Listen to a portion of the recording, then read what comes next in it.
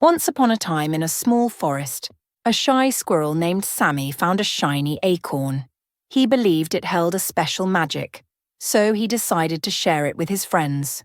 When they all gathered around, the acorn glowed and granted them the ability to speak to the birds and trees. The wise animals shared stories of the forest's history, and the animals listened in awe. From that day on, Sammy learned that sharing brought everyone closer together, creating a bond that filled the forest